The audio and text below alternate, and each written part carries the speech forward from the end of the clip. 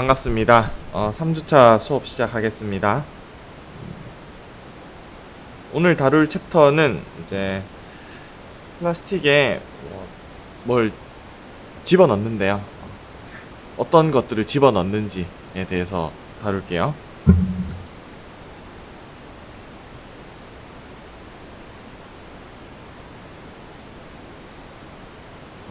폴리머의 벌크 물성이 이렇게 집어넣어 주는 거에 따라서 많이 달라지는데, 뭐 어떤 걸 넣느냐? 기능을 기능의 관점에서 나눠보면은 필러, anti-aging additives, colorant, plasticizer, softener, 뭐 lubricant, 뭐 impact modifier, 뭐 flame retardant, blowing agent, 뭐 이런 것들을 집어넣어요. 그냥 플라스틱 있는 것보다 이렇게 넣어줬을 때 뭔가 이런저런 기능이 개선되니까 집어넣는 건데,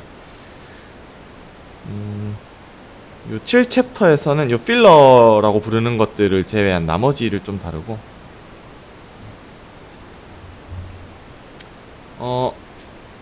뭐 아무거나 집어넣으면 되느냐, 몇 가지 조건들이 있어요.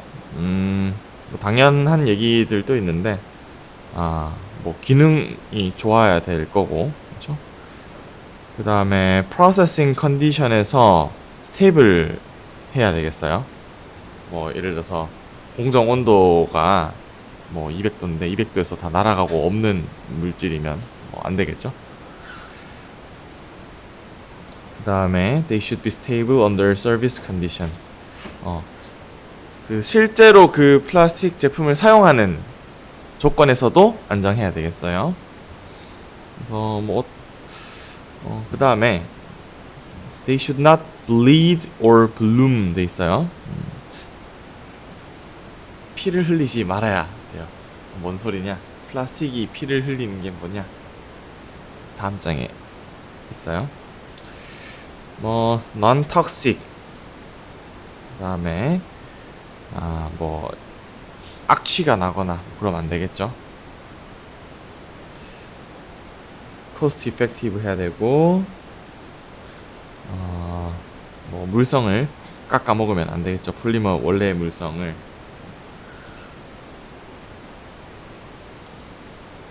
블리딩이라는 현상은 bleeding of an additive into an adjacent material 이라고 돼 있어요. 그러니까 인접 물질로 애디티브가 이렇게 가는 거예요. 그러니까 넣어준 폴리머에 잘 있어야 되는데 거기에 애디티브가 들어있지 않고 이제 삐져 나오는 거죠. 그래서 인접 물질로 새어 나가는 거예요. 이런 현상은 언제 생기느냐? When the additive has a degree of solubility in the polymer into which it is incorporated, and also in the adjacent material, which could be liquid or solid. 그러니까 양쪽 물질에 다 이제 solubility가 있을 때 이런 일이 생길 수 있는데, 뭐 이렇게 되면은 color, 다른 옆에 물질을 물들일 수가 있겠고, 그 다음에 contaminate, 오염시킬 수 있을 거예요. 자, 그럼 피를 흘리는 속도, the rate of bleeding은 어떻게 되느냐? 이거는 diffusion 현상이기 때문에 diffusion의 속도의 를 생각하면 돼요. Depend on the size of the holes in the polymer, the size of the diffusing molecules.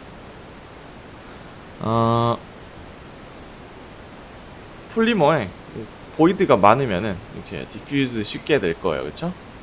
그 다음에 이 애디티브의 사이즈가 크면은 느릴 것이고, 작으면 이제 뭐 빠를 것이고, and the concentration, 확산 현상이니까 fixed law죠. concentration gradient가 이제 확산 속도니까. Bleeding is much more extensive from polymers which are above their TG. TG 위에 있는 폴리머가 좀 더 유동성이 있고 하니까 그런 폴리머 내에서 이런 블리딩이 더 빨리 일어날 거예요.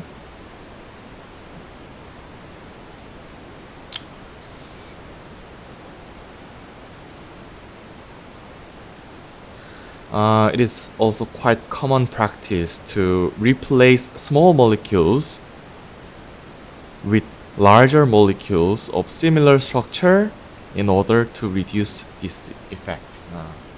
그러니까 비슷한 성능을 내는 몰레큘로 좀 큰 걸로 대체를 하면은 블리딩 현상을 줄일 수가 있을 거예요. 만약에 블리딩 현상이 많이 심각하다 하면은 그런 식으로 줄일 수 있어요. 그 다음에 blooming, bloom 하면은 이제 꽃이 피어나는 거죠. 폴리머에 꽃이 피는 건 아니고, blooming occurs when an additive has totally dissolved in the polymer at the processing temperature. 그러니까 만드는 온도에서는 다 녹은 거예요. But it's only partially soluble at ambient temperature. 근데 이제 만들었을 때는 다 녹는데 이제 실제로 쿨링했을 때 상온에서는 partially soluble 한 경우에 그럼 어떻게 되느냐? Some of the additive is thrown out of solution. 이제 soluble 하지 않으니까 거기서 상에서 배제되는 거죠. And some of this may collect on the surface of the polymer mass. 그래서 갈 곳이 없으니 이제 폴리머 서피스로 배출될 거예요. 따로 노는 거죠. 이 테이블 있는데 이거 보시면은 블루밍이 언제 일어나냐? 3번 example에서 일어나요. concentration of additive. additive의 농도가 X라고 할 때, 자 1번 예를 한번 볼까요? ambient temperature에서 solubility 빵, processing temperature solubility 빵. 이렇게 되면은 애시당초 그 processing temperature에서도 soluble 하지 않으니까 애시당초 따로 있었을 거예요. 그렇기 때문에 블루밍 일어나지 않는 거예요. solubility가 X 이하인 경우도 마찬가지인 경우고, 뭐 이 경우는 4번은 당연히 안 일어날 거고, 근데 이제 요 경우에서만 일어나는 거죠.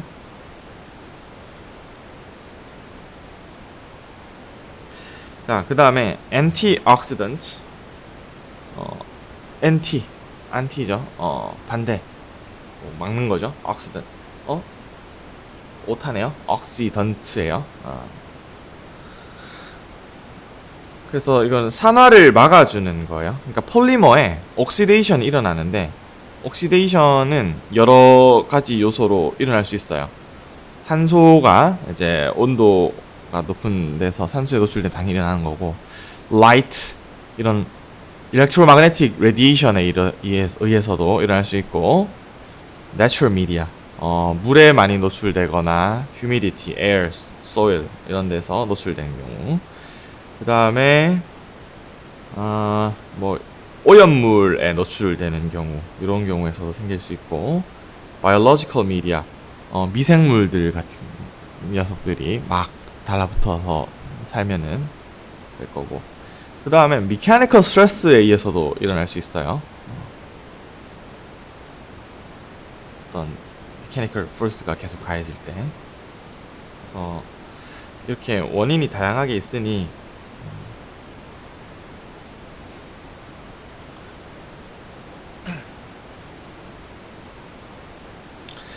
자, 그런데 폴리머와 몰레큘러 옥시전이 반응하는 그런 옥시데이션은 오토캐탈리틱 옥시데이션이에요. 오토캐탈리틱이 뭔 말인지 아나요? 아는 사람 손?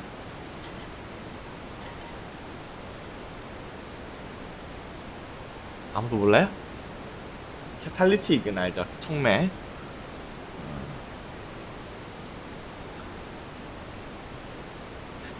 요런 그로스 커브가 S자로 생기면 오토 캐탈리틱 리액션일 확률이 높아요. 화공과 없어요? 화공과? 화공과 손 아무도 없나요? 환경과 안 배웠어요 이런 거? 뭔 소리냐면은 어떤 반응이 이 오토 캐탈리틱 한 경우는 처음엔 느려요. 근데 어떤 반응이 일어난 생성물이 그 자체가 다음 반응의 촉매로 쓰일 수 있는 경우예요. 그러니까 처음에 반응이 진행됐는데 여기 있는데 이니시가 될 때 요 레디컬 생기죠. 요게 다음 반응에 쓰여요. 그러니까 갈수록 빨라지는 거죠. 속도가 확 올라가는 거예요. 그러다가 이제 다 가면 이제 더 이상 빨라질 수 없어서 이렇게 세츄레이션이 되거든요. 그래서 여기 써있네. An auto-oxidation reaction is one that starts slowly initially. 그래서 이 인덕션 피리어드가 필요해요. 처음에 이제 이니시 될 때 이렇게 확 올라가기 전에 인덕션 피리어드가 있거든요. Followed by a gradual increase, which eventually subsides, giving rise to sigmoidal curve. 이 S자 커브를 유식한 용어로 sigmoidal이라고 불러요. 그래서 the length of induction period is very short or absent when initiators are present. 그러니까 이니시에이터 넣어버리면 이 인덕션이 완전 짧은 거죠. 바로 이제 가는 거고. 그래서 안티옥시던트를 넣으면은 작전이 뭐겠어요? 처음에 이니시할 때 얘 만들잖아요. 얘를 잡아먹어버리면 되죠. 얘가 다음 반응에 안 쓰이도록. 그러면은 얘를 이렇게 질질 끌 수 있는 거예요.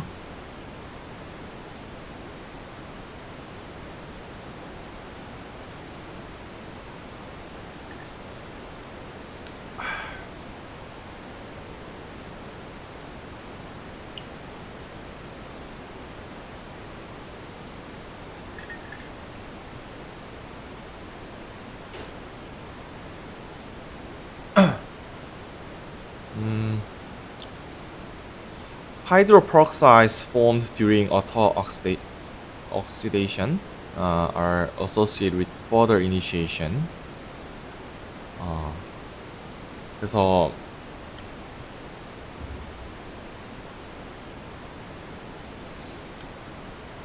이 하이드로페록사이드 ROH 요거가 이제 생기면은 이제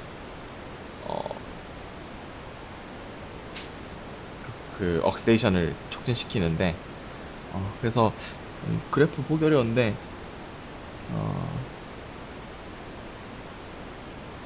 이게 프로퍼티군요. 프로퍼티가 뭐 옥시데이션이 좀 된다 하더라도 이제 좀 프로퍼티가 뭐 유지는 될 건데 어느 순간 옥시데이션 많이 돼 버리면은 프로퍼티가 확 이렇게 떨어지는 catastrophic failure라고 하죠. 그다음에 이제 colorant 뭐 우리 박정순 교수님 수업 시간에 다 열심히 배웠겠죠? 난 이런 거 아무것도 몰라요. 보니까 전 다이랑 피그먼트 다른지 이제 알았는데. 박정순 교수님 방 출신?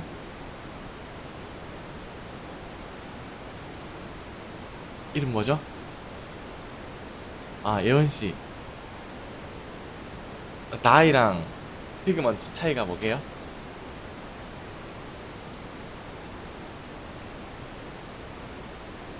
진짜요? 옆에 친구는 이름 뭐예요? 재원 씨. 차이점 뭐예요?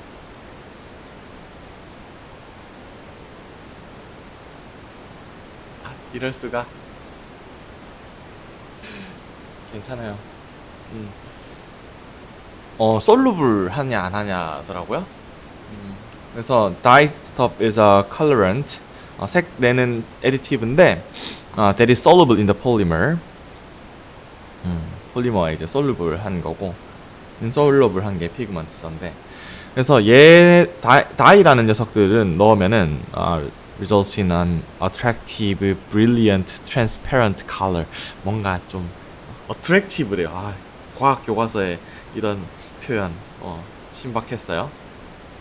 감성적인 단어. 뭔가 반짝반짝 뭔가 때깔 좋은 그런 느낌인가 봐요.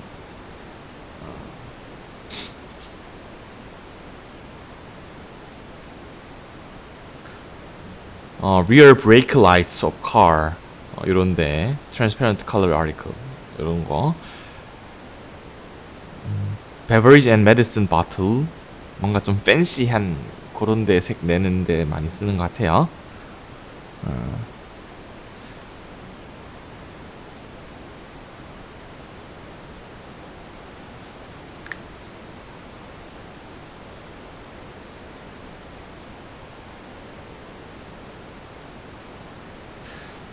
The solubility of the dye stuff may have limitations. solubility가 제한이 있을 수 있으니까 조심해서 써야 되고 안 그러면 이제 또 밖으로 또 나올 수가 있잖아요, 그렇죠? 그래서 this is particularly of concern for toys, food packaging. 그러니까 애들 장난감인데 애들은 막 물고 빨고 하잖아요. 그러면 해롭죠, 안 되죠. 푸드 패키징 먹는 거니까 그렇죠? 이런 데서 다이가 새어 나오면 안 되죠.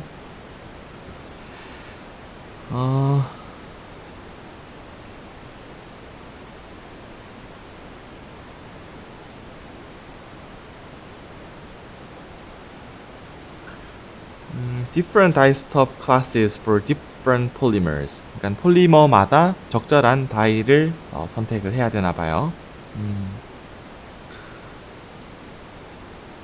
왜냐하면은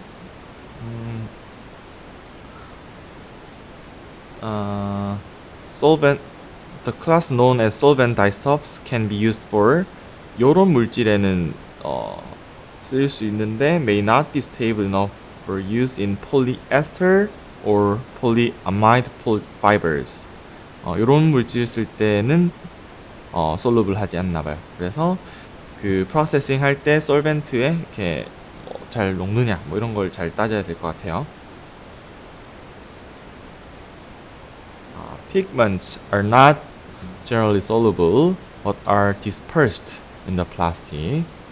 그러니까 솔베이트 되어 있진 않고 그냥 분산되어 있는 거예요. So as to absorb and scatter the light that interacts with pigment particles.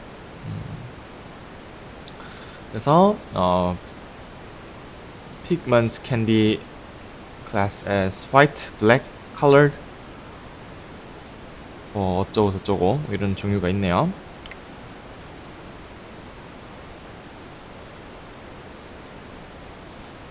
화이트가 제일 인기가 좋네요. 68%. 그래서 이 색깔 내는 이 녀석들이 되게 많더라고요. 피그먼트, 이노가닉 피그먼트, 화이트 색상 내는 것도 뭐 화이트 6번, 뭐 7번 뭐 이런 식으로 있어요. 그러면 얘는 6번 화이트 6번 뭐냐? 티타늄 다이옥사이드네요.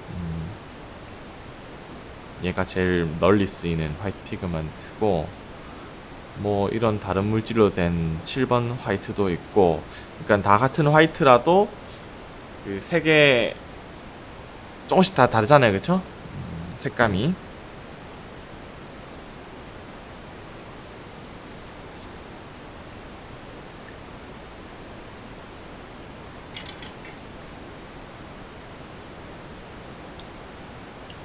염색이나 이런 거 연구하시는 분 있어요?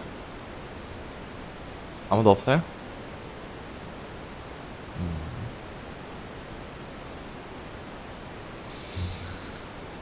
자, 그 다음에 Impact Modifier인데요.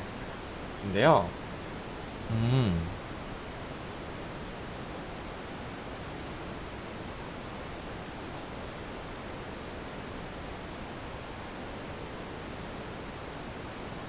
Impact Modifier는 Impact Resistance를 늘려주는 거예요.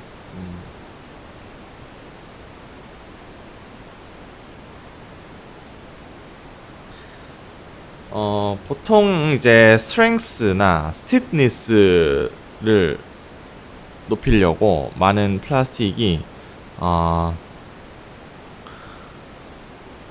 그 TG가 ambient temperature보다 높아요. 그러니까 그 브리틀한 플라스틱 많이 쓴단 말이죠. 그러면은 스트레인이 조금만 가해져도 이제 부서지죠. 그래서 임팩트 레지스턴트가 중요해요. 임팩트 레지스턴스, 터프니스. 그래서 이런 걸 넣어서 임팩트를 늘려주는 임팩트 레지스턴스를 늘려주는데 the modifiers induce deformation mechanisms which observe impact energy. 그러니까 에너지를 좀 흡수를 잘 해주는 거죠. 그러니까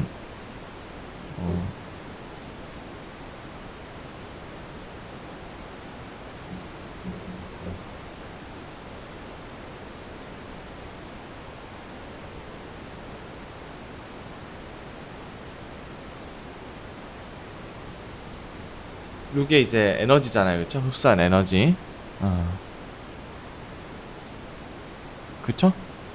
그래서 요걸 늘려야 돼요. 그래서 보통은 이렇게 되는데 뭐 이거를 잘 이게 strain at failure 요걸 늘려야 되죠. 보통 이제 짧게 끝나니까.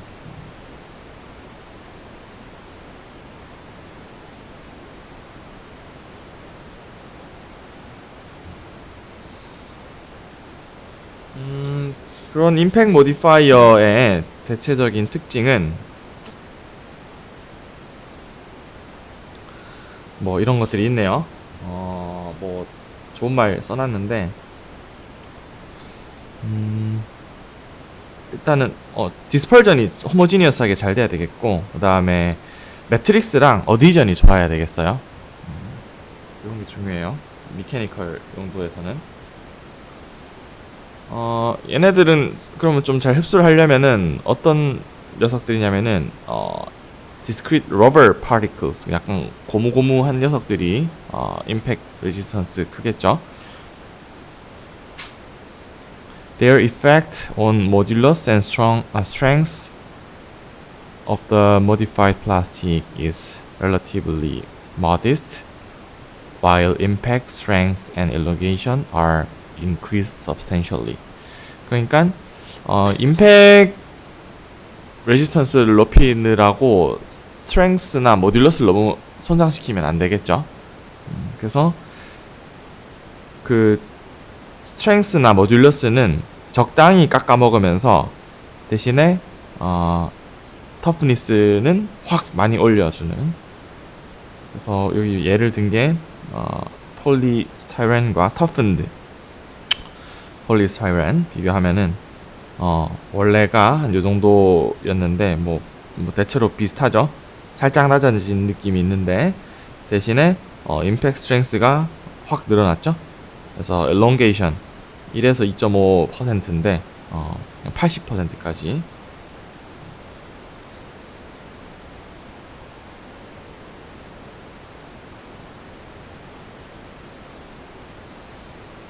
그 다음에 cross linking additives.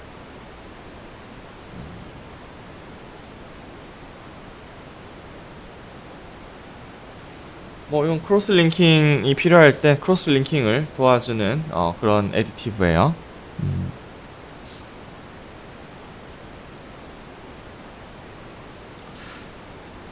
그 다음 챕터에서는 필러들에 대해서 다룰 거예요.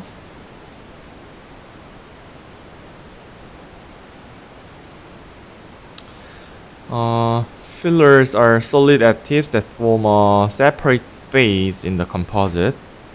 약간 폴리머 상과 별개의 페이즈인 거예요. 그래서 그런 걸 컴포짓이라고 불러요. 하나의 페이즈 아니에요. 별개의 상으로 있는 거고. And are used at significant loading levels. 그러니까 필러라고 하는 것들은 뭐 한 0.1% 이렇게 넣는 게 아니고 왕창 많이 넣어요. 대체로 한 10%뭐 이런 식으로 많이 넣는 특징이 있어요. 그래서 주로 physical property 바꾸려고. 그래서 필러 종류가 모양 따라서 이렇게 좀 나뉘어요. particulate, 뭐 파티클 형태, 이런 거는 aspect ratio 낮고 아주 흔한 대부분의 경우고요.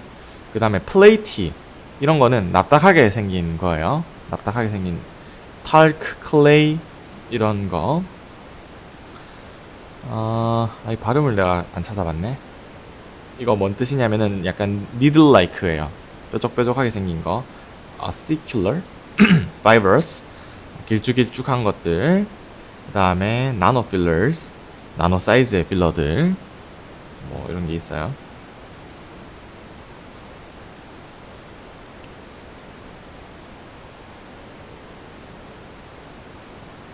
뭐 폴리머에 필러 섞어서 컴포짓 만들어 본 적 있는 사람 있어요?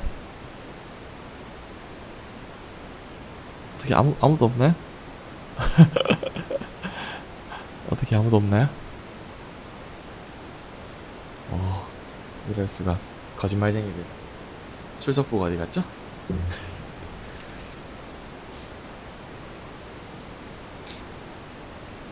정미주 씨.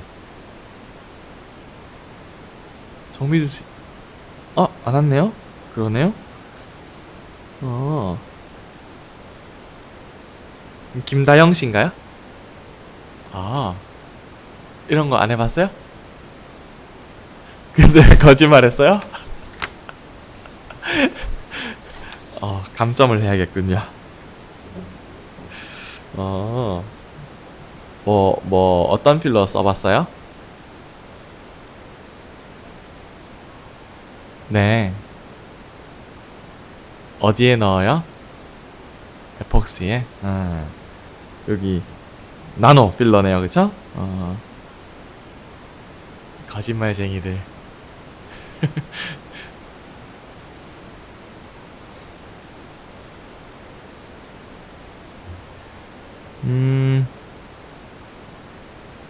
뭐 쓰이는 양 보면 엘라스토머, 테르모플라스틱, 테르모셋, 얘네 폴리머 종류에 각각 뭐 어떤 거 많이 쓰는지 뭐 나와 있네요. 그냥 참고하세요. 그 다음에 플라스틱이 대표적으로 많이 쓰는 필러 종류들, 칼슘 카보네이트, 이거 많이 쓰고요. 우드 플라워, 이게 뭐게요? flower 무슨 뜻이게요? 그렇죠. 밀가루예요. 근데 밀가루가 flower고 발음이 꽃이랑 똑같아요. flower. 근데 여긴 가루라는 뜻이에요. 그래서 나무 가루. 톱밥이에요, 톱밥. talc, 알루미늄 하이드록사이드, glass fiber. 얘네가 대표적인 필러들이에요. 필러 왜 쓰느냐? 이런 걸 노리고 쓰는 거예요.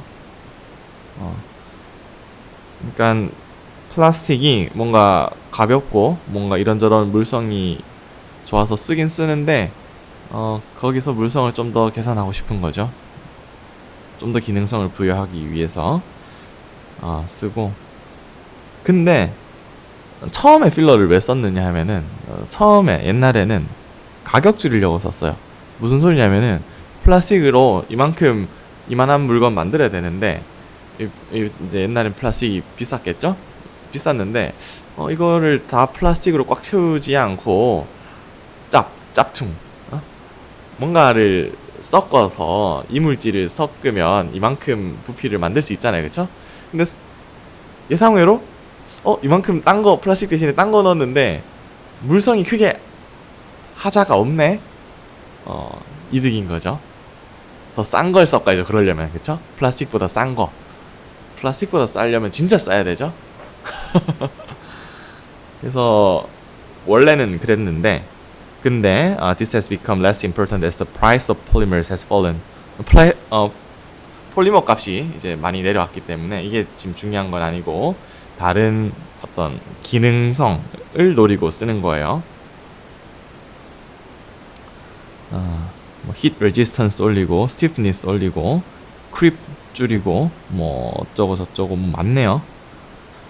불도 안 나게 하고, 뭐 tensile strength 올리고, impact strength 올리고, processibility 좋게 하고, 열전도도 높게 하고, 뭐 온갖 이유가 있죠. 상수씨 연구하잖아요 이거. 그렇습니다. 폴리머 컴포짓을 연구하고 있네요.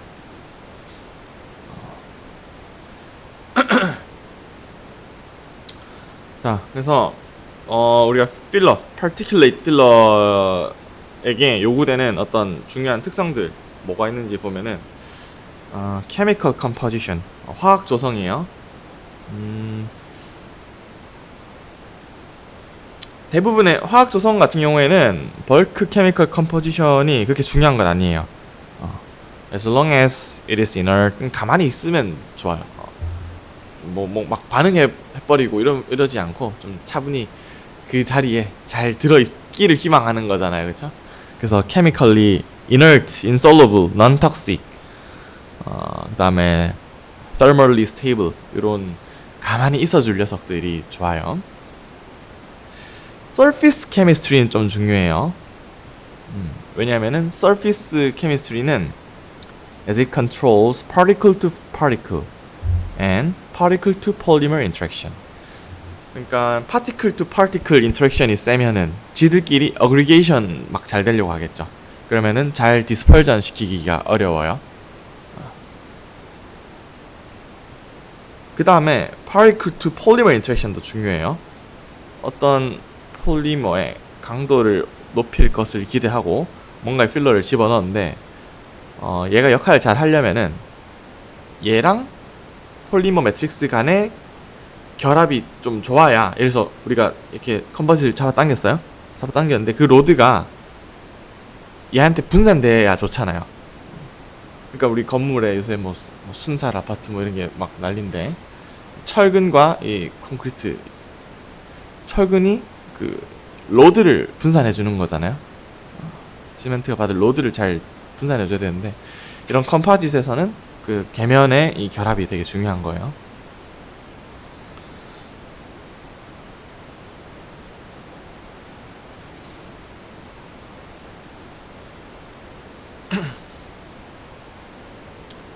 근데 뭐 이런 말이 있어요. The surface of most fillers is often far from ideal. 우리가 논문 쓸 때는 이런 작용기와 필러의 이런 작용기와 매트릭스가 잘 이런 수소 결합을 형성하여 뭘 올릴 것이다 뭐 이렇게 기대하고 막 논문은 쓰죠. 사실 이게 far from ideal, 실제로 필러의 표면이 좀 온갖 다양한 그런 게 있어서 잘 조절해야 돼요. 아무튼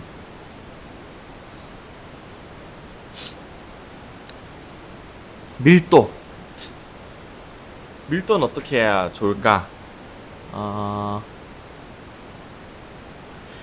대부분의 필러는 폴리머보다는 밀도가 높아요. 사실 폴리머보다 밀도 낮은 물질 찾기가 쉽지 않아요. 그렇죠? 아까 대부분의 필러들 뭐 광석이나 뭐 이런 데서 많이 오는데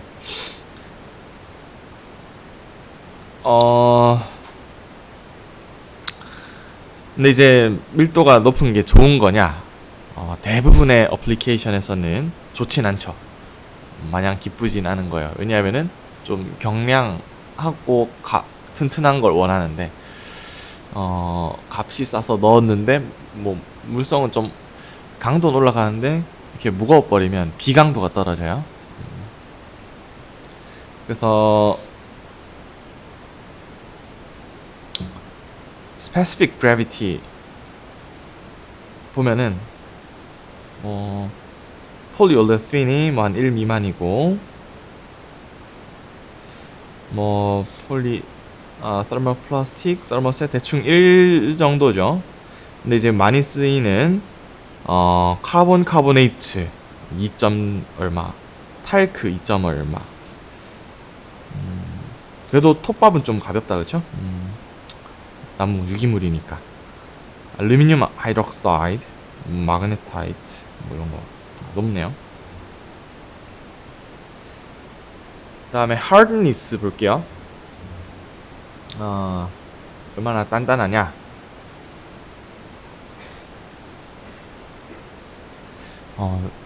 나는 중학교 과학 첫 시간에 이거 배웠던 것 같은데 요즘 또 이거 배우나요? 모스 스케일 해서 1부터 10단계까지 외우기 하나요? 뭐 활석 뭐 방향 어쩌고저쩌고 하잖아요. 그거 뭐 다들 외우는 방식이 다양하던데, 그렇죠? 뭐 활을 잘 쏘는 뭐 어쩌고저쩌고 뭐 이렇게 하는 사람도 있고. 그 모 스케일이에요. 모 스케일.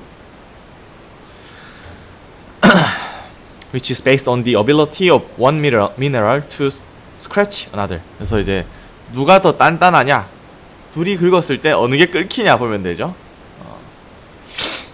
The scale goes from talc. talc가 가장 부드러운 거예요. 활석이라는 거예요. 얘가 1. 그 다음에 다이아몬드가 10으로 했을 때 대략 로그 스케일로 이제 쭉 나눈 거예요.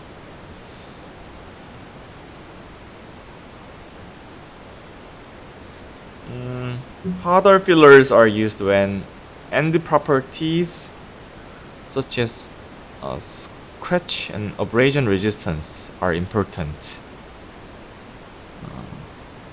More frequently met in thermoset polymers. 좀 scratch resistance 뭐 이런 거 중요할 때.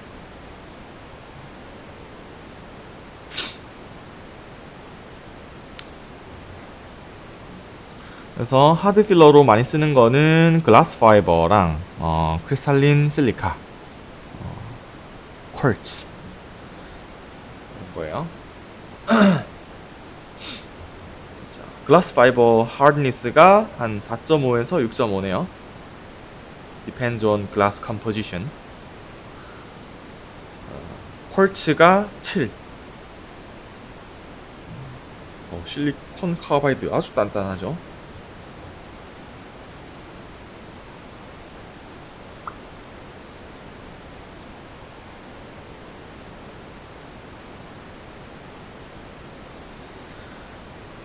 그 다음에 몰폴로지 중요하겠죠. 어떻게 생겼느냐, 사이즈는 얼마냐, 이런 게 중요할 거예요. 근데 이제 좀 적당한 측정법이, 측정하거나 아니면 보고하는 방법이 좀 없어요. 어렵죠. 왜냐면은 파티클들이 다 지 멋대로 생겼을 거니까. 그 다음에 컴포짓 프로세싱이 또 파티클을 또 받고, 여기서 프로세싱 중에 그런 shear 스트레스 이런 게 가해져서 파티클이 쪼갈라질 수도 있고 그렇잖아요. 그러면은 넣어준 걸 기준으로 해야 되느냐, 다 만들어진 걸 기준으로 해야 되느냐. 만들어진 건 측정하기 어렵죠. 넣기 전엔 측정할 수가 있는데.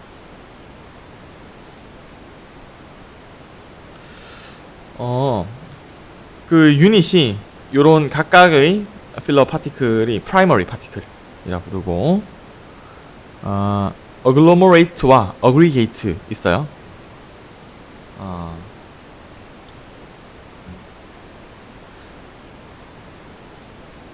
intergrowth or fusion 이렇게 하면은 이제 서로 아주 그냥 진짜 눌러붙는 거죠. 달라붙는 거죠. 그렇게 해서 같이 자라거나 진짜 케미컬리 퓨전 되는 거죠.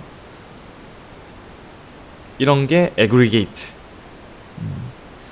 그래서 아주 얘네는 단단하게 붙어 있는 거예요. 그 다음에 얘가 어글로머레이트를 형성할 수 있어요. 얘는 피지컬리 약하게 결합 붙어 있는 거예요.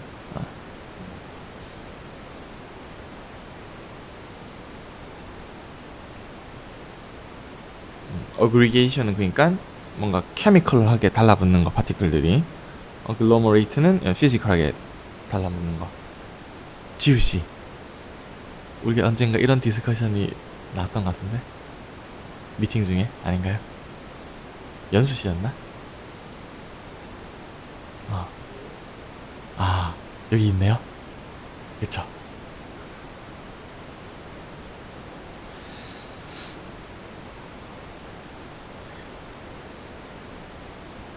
자, 파티클 사이즈를 어떻게 보고할 거냐.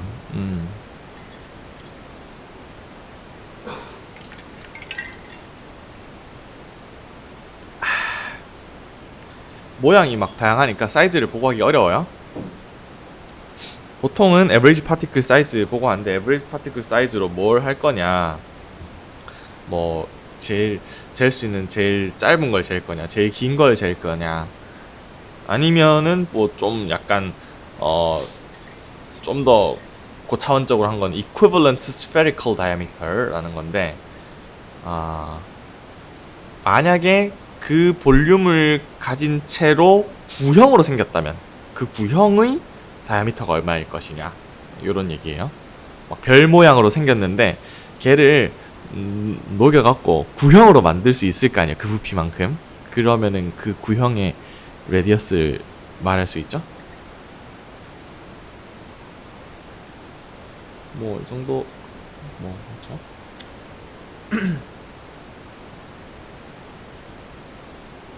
그래서 요 두 녀석이 equivalent spherical diameter예요. 근데 뭐 다양한 모습을 가질 수 있고, 근데 이제 파티클 사이즈를 이제 에버리지 하나로 말해버리면 좀 다 정보를 줄 수 없죠. 이 분포가, 파티클이 우리가 100만 개 있는데 그게 다 하나의 사이즈가 아닐 거잖아요. 그래서 평균 값을 보고 하면은 뭐 이런 얼마나 얘가 분포가 넓은지, 다이미터 디스트리뷰션이 어떤지에 대해서 말해주기 어렵죠. 그래서 그런 걸 좀 신경 써야 되고요. 그 다음에 비표면적 specific surface area, area of surface in unit weight of filler. 그러니까 그 물질이 1g 있을 때 걔의 표면적이 어떻게 될 것이냐.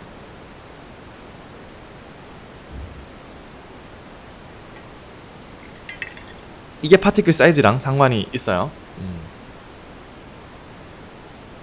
비표면적이 크면 파티클 사이즈가 아주 작겠죠. 비표면적이 제일 작은 방법은 그 단위, 그 물질이 그냥 한 덩어리로 뭉쳐 있으면 비표면적이 제일 작은 거고, 얘를 잘게 자르면 표면적이 늘어나잖아요, 그렇죠?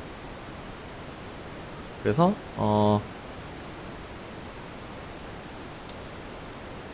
어떤 파티클이 있을 때, 필러가 있을 때, 가정은 얘네가 포러스티는 무시하는 거예요. 포러스하진 않고 그냥 어떤 파티클이다, 이걸 알 때 단순히 그러면 이 파티클 있고 요 샘플이 있고 요 샘플이 있어요.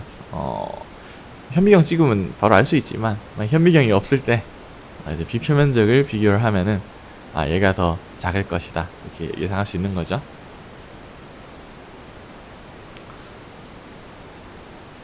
보통 뭐 BET법을 이용해서 비표면적을 측정하는데,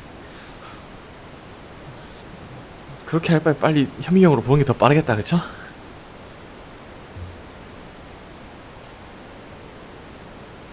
shape 중요할 건데, 뭐 spherical, irregular, plate-like, scalar, fibrous, 이렇게 다양하게 종류가 있을 거예요.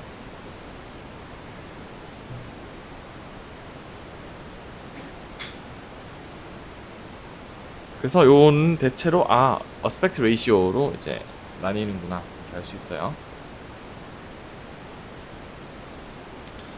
그 다음에 thermal property예요. thermal property가 몇 개 있는데, 그 중에 specific heat capacity는 어떤 샘플의 heat capacity를 mass로 나눠서, 그러니까 단위 질량당 이 이 캐패시티가 어떻게 되느냐. 그 물질이 1kg 있을 때 그거를 1도 올릴 때 몇 줄이 드느냐 예요.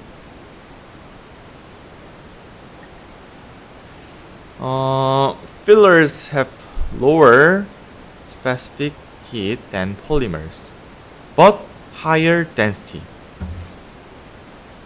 요게 좀 중요해요. 우리가 필러로 쓰는 물질들은 스페시픽 hit은 낮아요. 근데 density가 높아요. 그럼 어떻게 되느냐?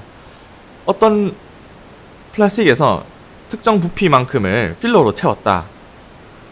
근데 이 필러는 스페시픽 히 캐패시티는 낮은데 얘가 density가 높으니까 질량이 많이 갖고 있잖아요. 결국 그거 퉁치면은 폴리머랑 비슷한 거예요.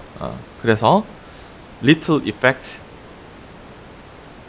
그래서 전체 컴포지트의 히트 캐패시티가 크게 바뀌진 않아요.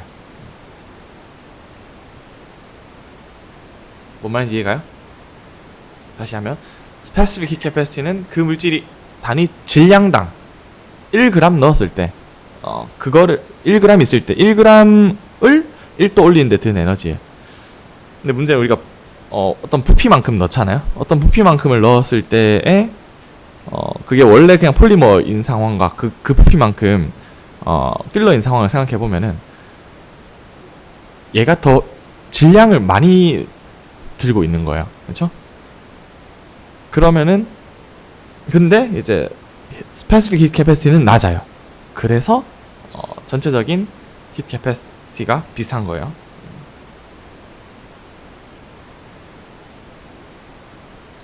thermal conductivity and diffusivity 있는데 thermal diffusivity는 thermal conductivity를 density와 specific heat capacity로 나눈 값이에요. 얼마나 열을 잘 전달하느냐.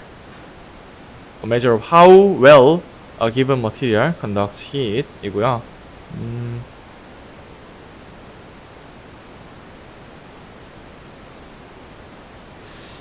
그래서 density를 보정했을 때 보면은 대체로의 미네랄 필러, 광물 필러는 have much higher volume thermal conductivities than polymers do. 그래서 이런 필러를 넣었을 때 열전도도는 올라가는 현상이 나타나요. 열전도도가 올라가면은 뭐가 좋으냐? This helps in processing. 프로세싱 할 때 일단 좋아요. 왜 좋냐면은 멜트가 열받고 식는 거가 이제 빨라지죠. 그래서 더 생산 공정을 빠르게 할 수 있는 거예요. 결국 가열하고 식히고 해야 되잖아요. 그래서 그냥 폴리머만 있을 때보다 이런 광물들을 넣어줬을 때 열 전달이 빨라서 더 프로세싱이 유리하다. 뭐 그런 공정 중에 이점만 있느냐? 뭐 그렇진 않죠. 그 우리가 end use property에서도 열 전도도가 필요한 상황이 많이 있을 거예요. 특히 요새 뭐 일렉트로닉 디바이스의 히트 싱크, 이 전자 제품은 이제 열이 나잖아요. 열을 이제 잘 빼내줘야 되잖아요, 그렇죠? 그래서 그런 걸 히트 싱크, 싱크대 하잖아요, 싱크. 열을 쭉쭉쭉 뽑아가는 거예요.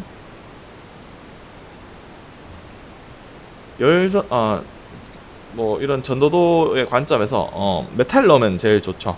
메탈 넣으면 좋은데 뭐 플라스틱에 메탈 넣는 게 쉽지 않으니까 they are limited to applications where their high electrical conductivity is acceptable.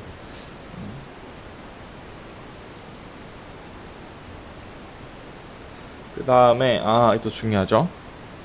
coefficient of thermal expansion. CTE라고 보통 부르는데 얼마나 열을 온도를 가했을 때 얼마나 팽창하느냐. 정의는 이렇게 되어 있고요. 일정 압력에서 라운드 V, 라운드 T. 그러니까 온도를 올릴 때 부피가 얼마나 변하느냐 그거를 그 부피로 나눠주면은 단위 부피당이 나오죠.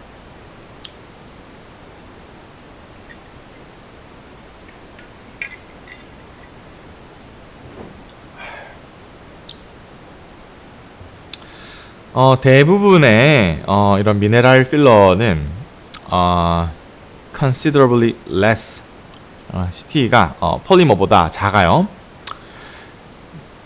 그 말인즉슨 가열을 하고 할 때 이제 부피 변화를 덜 한다는 얘기예요. 그럼 어떻게 되느냐?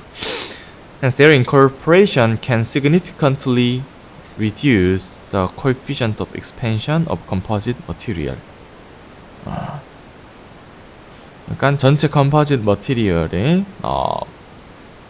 팽창을 줄이는 셈이죠. 그래서 reducing shrinkage when a part cools after molding. 몰딩 하고 나서 쿨링 할 때 이제 슈링킹 일어나잖아요, 그렇죠? 근데 이런 필러가 들어있을 때에는 전체적으로 팽창을 적게 했을 테니까 슈링킹도 적게 된다는 거예요.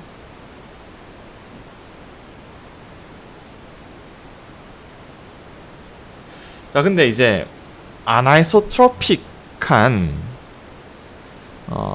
이런 필러 넣었을 때, 하이 에스펙트 레이시오 필러 넣었을 때 그럼 어떻게 되느냐? Especially when aligned by processing. 프로세싱 중에 얼라인이 됐을 때, 얼라인이 아나이소트로픽한 녀석이 얼라인이 되어버렸다. 그럼 어떻게 되느냐? 길이 방향이 있잖아요. 그러면은 그쪽으로 수축 팽창이 전체에 영향을 많이 줄 거예요. 그래서 아나이소트로픽 슈링키지가 생기는 거죠. 그래서 필러가 뭐 아이소트로픽 동글동글하게 생겼을 때는 그 부피 팽창이 사방으로 팔방으로 다 일어나니까 상관이 없는데 한쪽으로만 딱 정렬돼 있으면 그래서 이런 월피지 같은 문제가 생겨요.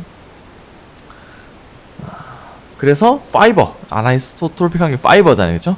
Fibers are normally more problematic. 그래서 이런 파이버를 넣을 때는 이런 월피지 이런 문제를 고려를 해야 된다.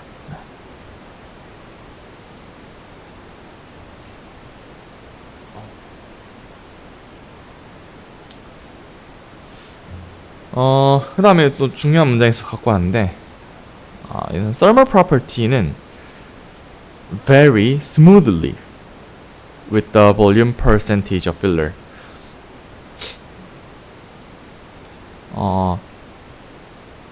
필러를 넣어주는 만큼 스무스하게 이렇게 변해요.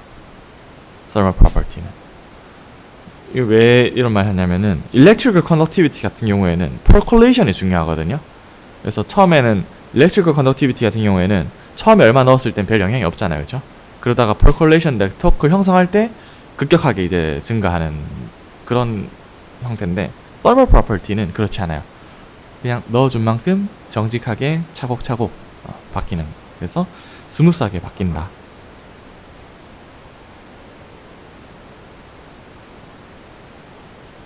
그 다음에 electrical property는 어떠냐? 어떤 경우에 어떤 어플리케이션에는 좀 전기가 안 통해야 되는 어플리케이션이 있고 어떤 어플리케이션은 전기가 좀 통해야 되는 어플리케이션이 있어요. 그래서 그거에 맞게 이제 선택을 해야죠. 그래서 좀 관심 있는 거는 뭐 폴리머 자체가 워낙 전기 잘 안 통하니까 인슐레이션보다는 이 컨덕티비티 요게 좀 더 관심 있는 건데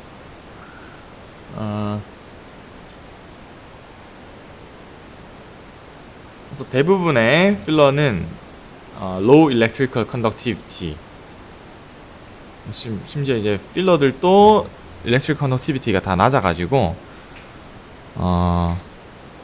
인슐레이션 할 때 뭐 좋다 이런 얘기고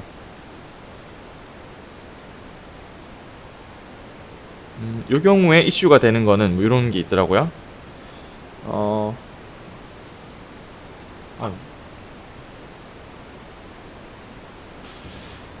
the presence of trace amounts of water soluble ionic impurities.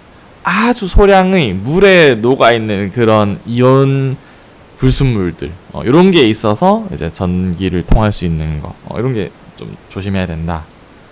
Which can markedly increase composite conductivity on exposure to water. 그러니까 물에 닿았을 때 그러면은 전도도가 확 올라갈 수 있어요. 그래서 인슐레이션 해야 되는데 그러면 안 되죠. 그 다음에 컨덕티비티 필요한 상황, 엔티스태틱, 이거 정전기 이거 안 생기게 하는 그런 거죠. 그 다음에 EMF 쉴딩, 일렉트로마그네틱 쉴딩 하는 거, 이런 거에서는 전도도가 좀 있어야 돼요.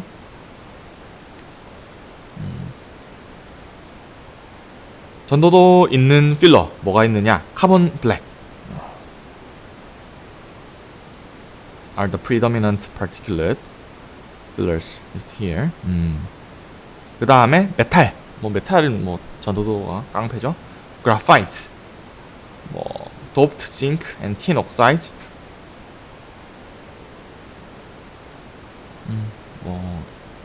이런 게 있다.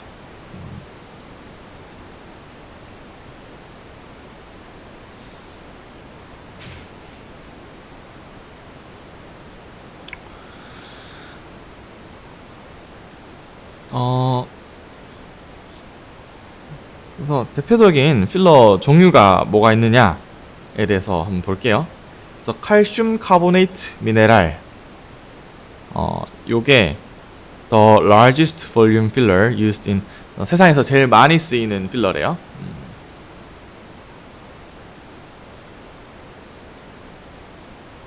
대체로 natural form, 자연에서 채취해서 쓰고요. There are 3 crystal forms, 어쩌고저쩌고 돼 있고,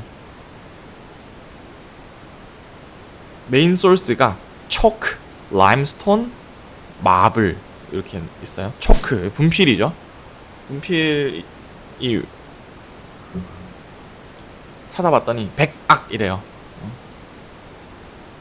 백악기, 지질학적 시기를 나눌 때 백악기 있죠. 그 백악이에요. 석회암의 하나인 퇴적암의 일종이고, 분필 좀 부드럽죠, 그렇죠? 그래서 chalk deposits are the softest and easily processed.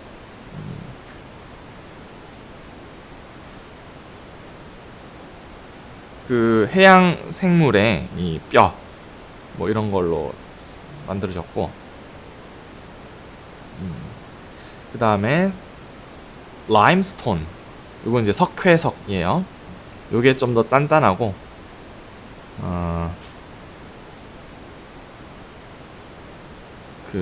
얘가 좀 굳어서 된 것 같아요.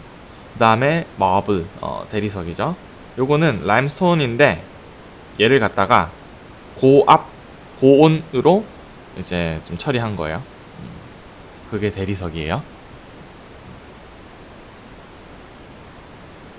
그 다음에 탈크, 여기 활석이라는 건데 아까 말했듯이 굉장히 소프트한 거다. 케미컬 컴포지션은 이런 식으로 생겼어요.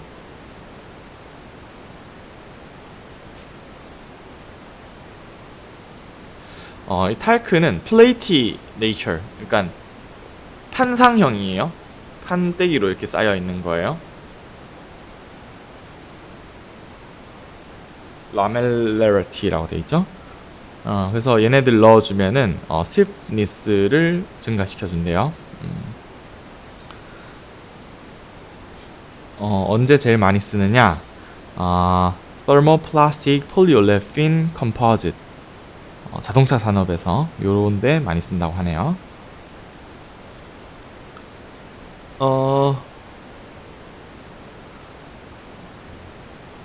그 다음에 톱밥, 그러니까 이제 플라스틱에 필러를 넣을 때 초기에 이제 옆에 있는 톱밥 많이 있으니까 그건 걸 갖다 넣었을 거예요. 북아메리카에서 많이 발달했고, 이 나무나 이 숲 이런 거는 그 북아메리카가 잘해요. 캐나다 이런 거 있잖아요, 그죠?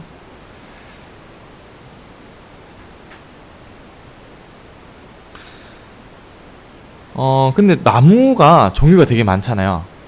그러니까 톱밥도 어떤 나무에서 나왔느냐에 따라서 성분이 다 다를 거예요. 그래서 very variable material with a variety of wood sources. 어느 나무에서 왔는지 이게 중요한 거예요. 메인 컴포넌트는 셀룰로스, 헤미셀룰로스, 리그닌 뭐 이렇게 있나 봐요.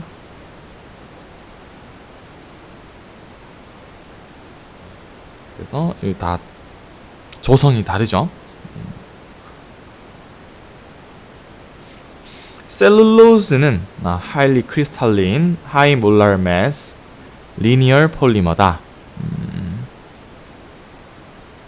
그래서 나무에서 어떤 strength를 담당하고 있어요. Hemicellulose is a branched polymer of much lower molar mass. 그렇지만 아직까지도 structural contribution 하고, 리그닌은 cross-linked amorphous polymer. 얘는 글루로 역할을 해요. 이런 나무에서 이런 파이버 스트럭처들을 잡고 있는 거.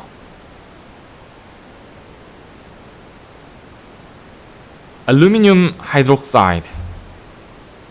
요거는 AlOH3예요. 근데 요거를 뭐 요렇게도 많이 쓴대요.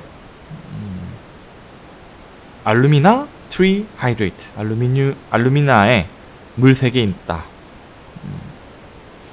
개수 따져보면 맞나요? 알루미나 2개 있으니까 O 6개, H 6개 맞네요.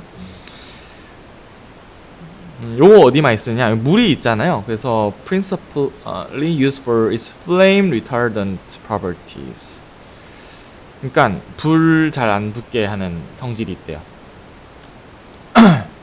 왜 그러냐면은 얘의 thermal decomposition이 endothermic하다. 그러니까 흡열이잖아요. 그러니까 불을 낼 열들을 좀 잡아먹어주고 그 다음에 얘가 분해되면 물이 나오니까 그래서 flame retardant한 성질이 있다.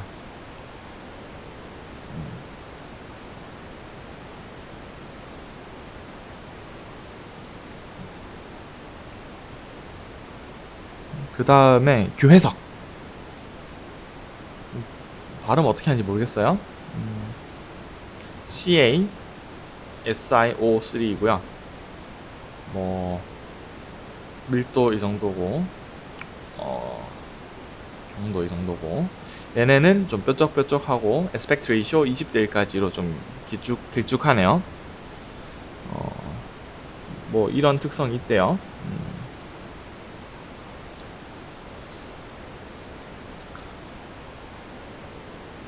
그래서 뭐 이런 걸 당연히 외울 필요는 없고, 나중에 여러분들이 필러 필요할 때 필러 이렇게 정리해 놓은 것들을 잘 보시고, 이런 게 있었지 해서 찾아보시면 돼요.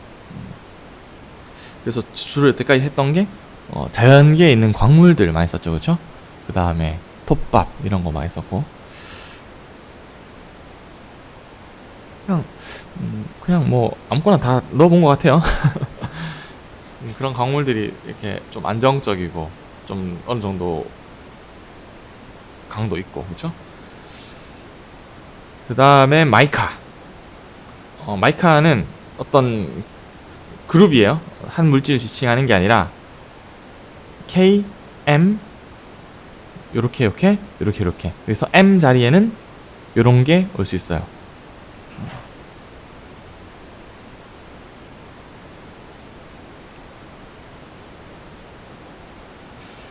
그래서 얘네들은 크리스탈린하고 with a sandwich structure made up of outer silica tetrahedra and a middle layer made up of 이런 거.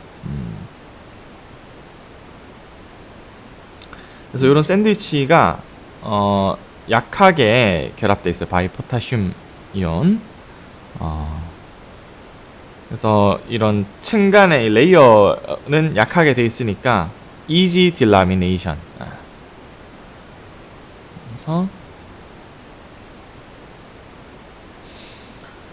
잘 떼지고, 얘네들은 주요 용도가 모듈러스 향상하는 용도고요.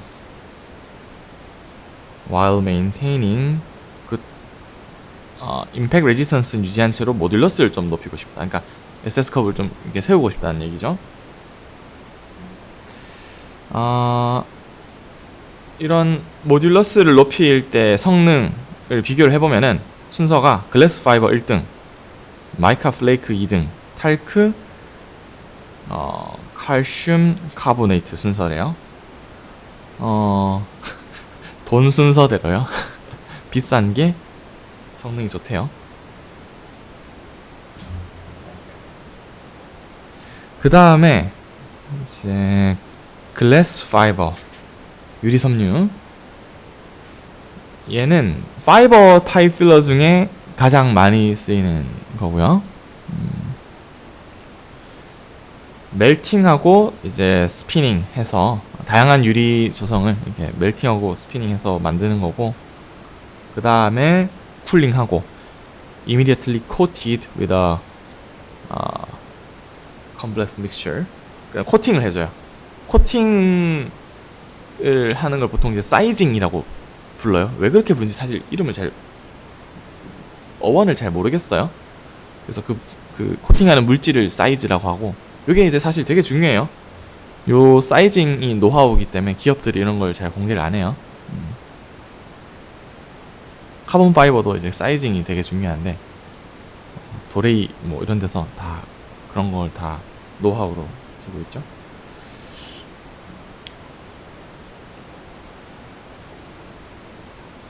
그래서 직경이 뭐 한 이 정도고, 랭스는 컨티뉴어스 할 수도 있고 필요에 따라서 잘라서 쓸 수도 있고, 무분 매트도 쓸 수 있고, 연속으로 뽑아낼 수 있는 섬유라서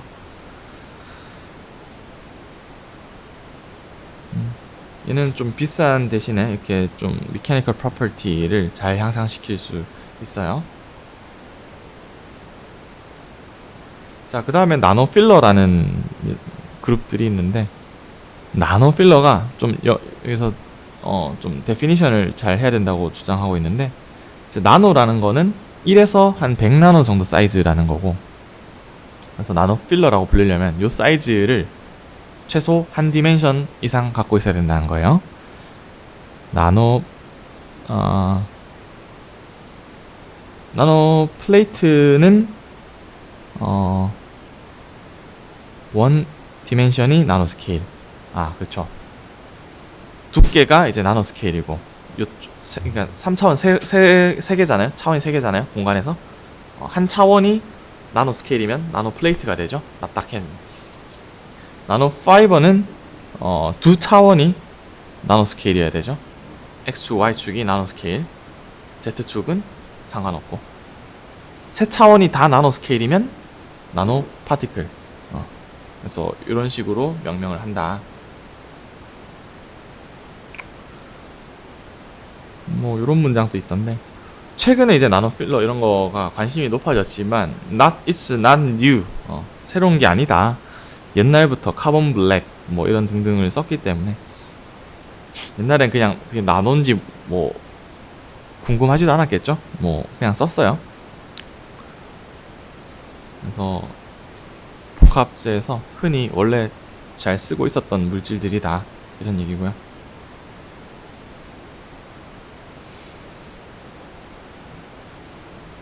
나노 플레이트는 뭐 스티프니스 높여주고, 뭐 히트 디스토션 템퍼처를 높여주고,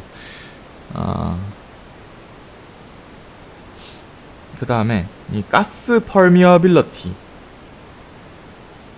그러니까 가스를 잘 안 통하게 해요. 그러니까 요 그림 보시면은 이렇게 돼 있으니까, 가스가 얘를 통과하려면 이 미로찾기를 다 해야 통과할 수 있잖아요. 그래서 가스가 잘 안 통과하게 해준다, 그런 거고.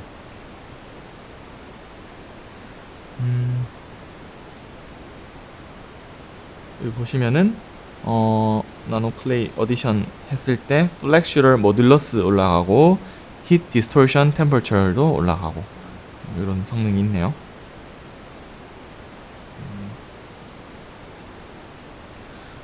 그래요. 오늘 여기까지 하겠습니다. 네, 수고하셨습니다.